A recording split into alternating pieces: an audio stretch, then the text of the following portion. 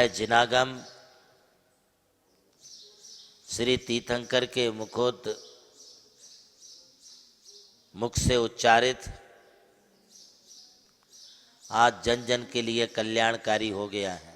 जहाँ हम जिन वचनों की बात करते हैं, ये जिन वचन जिनेंद्र भगवान के वचन होते हैं, ये जन जन के लिए होते हैं, किंतु ये जन जन के लिए होने वाले वचन जिन वचन है, जिसे जिन वाणी कहते हैं। जिन वाणी जन जन के लिए होने वाली वाणी है। जिन वाणी से तुम्हारा कल्याण होगा, जिन वाणी से तुम्हारा आत्मोद्धार होगा। जिन वाणी में जनवाणी का समावेश मत करिए, किंतु जिन वाणी को लेकर के जन जन ने अपना कल्याण कर लेना चाहिए। इसी का नाम दिव्य देशना है। जितना जिनेंद्र भगवान जानते हैं, उसका वो अनंतमा भाग ही प्रतिपादन कर पाते हैं, और जितना भी प्रतिपादन करते हैं उसका अनंतमा भाग गणधर झेल पाते हैं। गणधर जितना झेलते हैं, ग्रहण करते हैं, उसका अनंतमा भाग वे ग्रंथों में लिपिबद्ध कर पाते हैं। और जितना आचार्यों ने गौतम स्वामी से पाया, वही भी उसका अनंतमा भाग होता है। आज हमारे तक ये जिनेंद्र भगवान की वाणी पहुंची, जो जिनागम पहुंचा है, बहुत अल्प है। शास्त्र तो अनंत है। अनंत शास्त्रम विपुलाश्च विद्या, अल्पस्य कालो बहुविघ्नताश्च, यत् सारभूतम तदुपासनीयम, हंसो इताम्बु क्षीरवत। जैसे हंस पक्षी, इसे विवेक का प्रतीक माना है।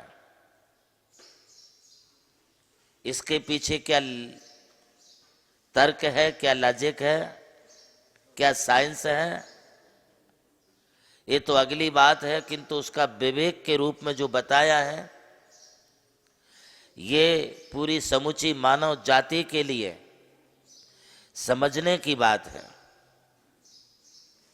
क्या कोई मानव जाति में, मानवों में ऐसे विवेकशील प्राणी नहीं है?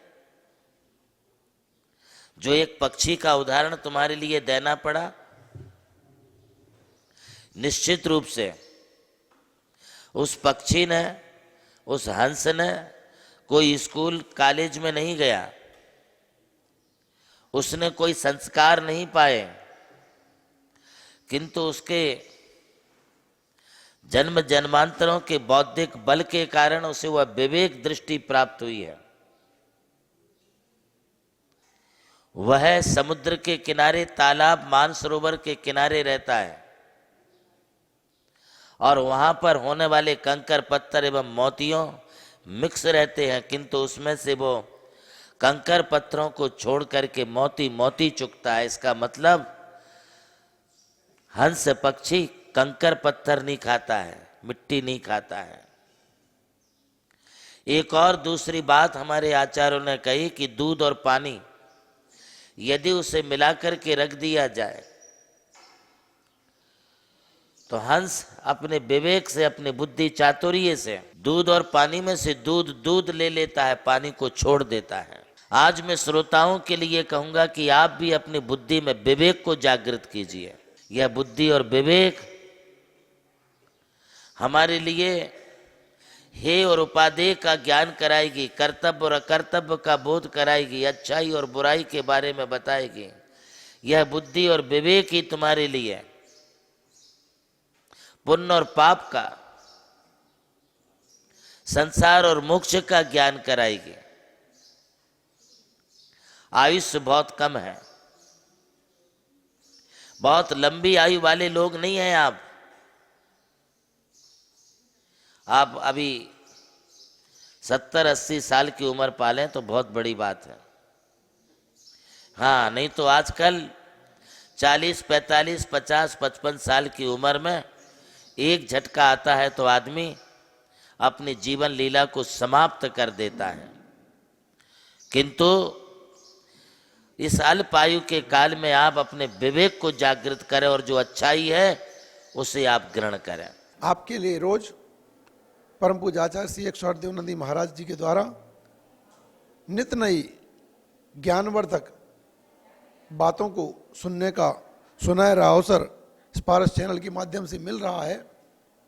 और अभी कुछ दिनों से आप भगवान के कल्याणकों के बारे में सुन रहे थे और आज भी भगवान की दिव्य ध्वनि की चर्चा करते हुए आचार्य जी ने आपके लिए कुछ विषय दिया।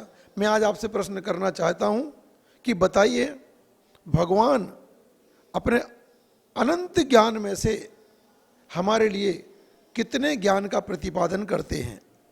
जवाब देने के लिए नमोकार तीर्थ व्हाट्सएप ग्रुप में जाकर दिए गए लिंक पर क्लिक करें। जवाब देने के बाद अपना नाम और रजिस्टर्ड मोबाइल नंबर अवश्य लिखें।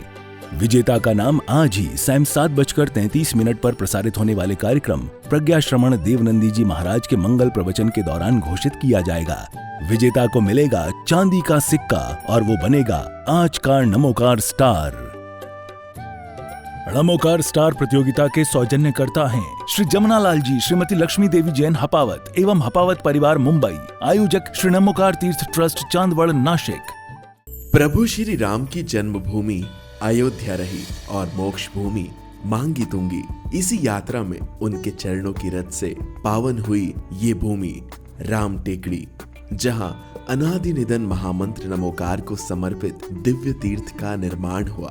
नमोकार तीर्थ जो स्थित है नासिक जिले की चांदवड़ तहसील के ग्राम मालसाने में, परम पूज्य गणाधिपति गणधराचार्य श्री कुंतु सागर जी महाराज के उत्तराधिकारी शिष्य परम पूज्य सारस्वताचार्य देवनंदी जी महाराज ने कई तीर्थों के जीर्णोद्धार के पश्चात एक ऐसे तीर्थ की परिकल्पना की कि जहाँ के दर्शन मात्र से ही जैन धर्म का ज्ञान हो सके, जिसके विशाल प्रांगण में प्रवेश करते ही दर्शन होते हैं विश्व के सबसे ऊंचे समोशरण के 108 फीट ऊंचा यह समोशरण बोलता हुआ समोशरण होगा जो आधुनिक टेक्नोलॉजी पर आधारित होगा। इसकी परिक्रमा आप मिनी ट्रेन और नौका विहार के माध्यम से भी कर सकेंगे। समोशरण में भूतल पर कलिकुंड पार्श्वनाथ भगवान और पद्मावती माता के 24 स्वरूप विराजमान है। प्रथम तल पर चंद्र प्रभु भगवान की 32 फीट ऊंची अति मनोहर पद्मासन प्रतिमा विराजमान है। विश्व के सबसे ऊंचे पंच परमेष्टि के 51 और 31 फीट की प्रतिमाएं भी यहाँ पर स्थित हैं। साथ ही जैनागम के महान गुरुओं को समर्पित अति सुंदर गुरु मंदिर है। ध्यान कक्ष, ग्रंथालय, संत भवन, 22,000 स्क्वायर फीट का विशाल पिलरलेस हॉल और 200 से अधिक कमरों की धर्मशाला, भोजनशाला, समाज जन हेतु कम खर्च में मांगलिक आयोजन के लिए मंगल कार्यालय और आगामी योजना में है जैन नॉलेज सिटी। और इस भूमि पर आकर आपको अनुभव होगा नमोकार केवल एक तीर्थ नहीं, एक दिव्य अनुभूति है। वो अनुभूति आपकी भी प्रतीक्षा में है।